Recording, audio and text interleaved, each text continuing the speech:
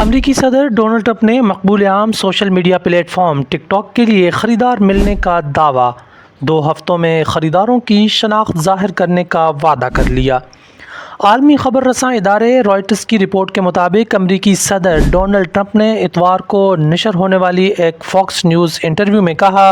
کہ انہیں social media app ٹک talk کے لیے ایک خریدار مل گیا ہے، جسے انہوں نے بہت امیر لوگوں کا ایک گروپ قرار دیا، جن کی شناخت وہ تقریباً 2 ہفتوں میں ظاہر کریں گے۔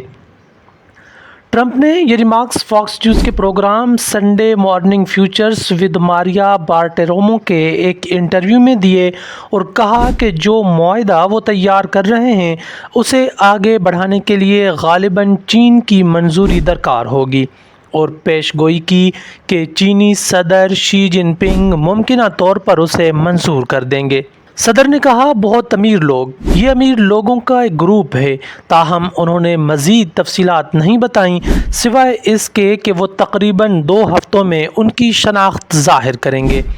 انہوں نے یہ بھی کہا کہ اس معاہدے کے لیے انہیں چین کی منظوری درکار ہو سکتی ہے، اور میرا خیال ہے کہ صدر شی جن پنگ شاید یہ منظوری دے دیں گے۔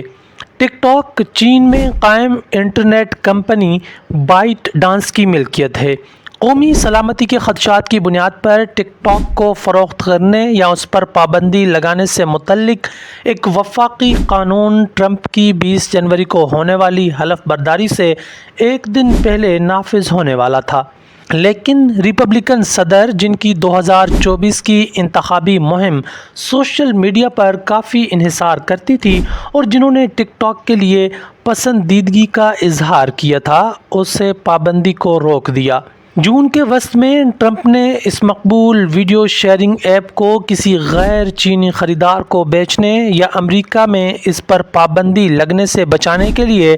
ڈیڈ لائن میں مزید 90 دن کی توسیع دی۔ ٹیکنالوجی کے ماہرین نے ٹک ٹاک کے اس تنازع کو امریکہ اور چین کے درمیان بڑھتی ہوئی ٹیکنالوجی دشمنی کی علامت قرار دیا۔ اس ماہ کے اوائل میں امریکی صدر نے چین میں قائم بائٹ ڈانس کو ٹک ٹاک کے امریکی اثاثوں کو فروخت کرنے کی آخری تاریخ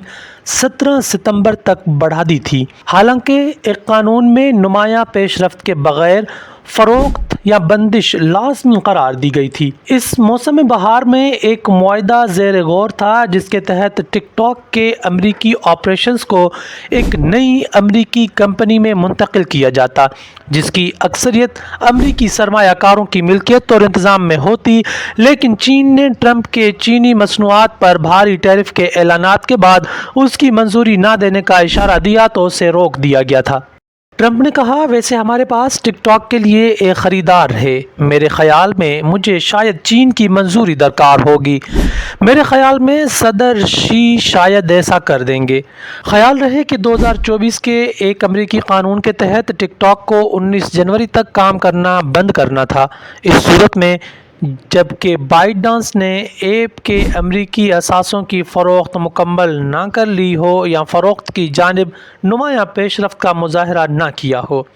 صدر ٹرمپ، جو گزشتہ نومبر کے صدارتی انتخابات میں نوجوان ووٹروں میں اپنی حمایت بڑھانے کا کریڈٹ ایپ کو دیتے ہیں، نے ڈیڈ لائن میں 3 بار توسیع کی ہے۔